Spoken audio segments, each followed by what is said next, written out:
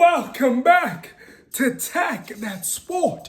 Indeed, it's been a long time. The dreads are gone and the shades are on. Forgive me for going, but Mike Tyson and Jake Paul fight had to bring me back out of early retirement. And this is what I have to say, shit talking for a little bit. Now, I'm not going to speak about Netflix trying to steal the show with a bunch of glitches that were happening. I'm going to speak about the fight and the result of the fight that we saw.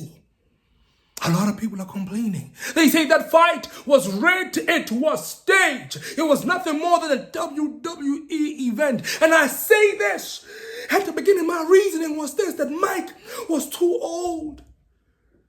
Mike was fighting a young man. Mike was going to be gassed out after 2 rounds. That was my prediction. That was my prophecy at the beginning of the fight. I've been telling a lot of people that situation. But, when somebody said, Cams, look at the training. At first I said the training and the fight is 2 completely different things.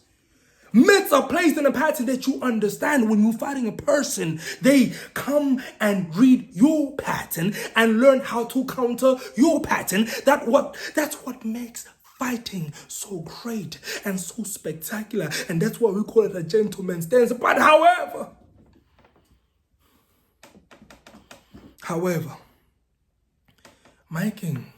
Mike was moving slower than usual. When I looked at the fight between him and Roy Jones Jr., he was moving much more faster. The pace had a bit much more ring, a bit much more juice, a bit much more chutzpah to it. But when he stepped inside the ring with Jake Paul, he was stumbling.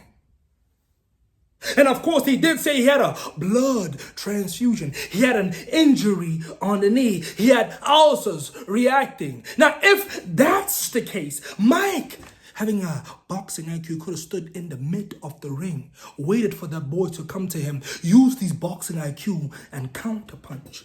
So at the moment, I'm beginning to believe it might have been staged. Now, if that's the case, that means that was the greatest heist we have ever seen. Man came inside the ring. Minimum punches thrown. Minimum movement moved. Minimum stamina burned. And after that, he walked away with $20 million.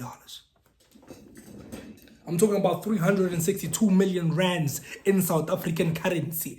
That man okene ka marareng ma bla. Atswa ka 362 million randa. Langwa spana uli minister Buddha. Pension yao e tla sene 362 million randa. Langwa wina le lotho. Ma bla. It specifically 362 million randa. That nigga stepped inside of the ring and walked away with $20 million.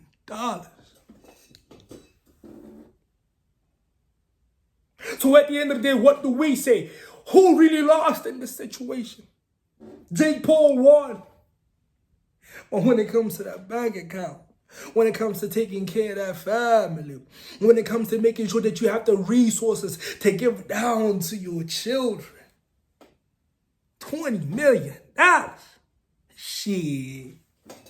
You ain't gotta talk to me twice. Hey, Jay, somebody tell Jacob Red.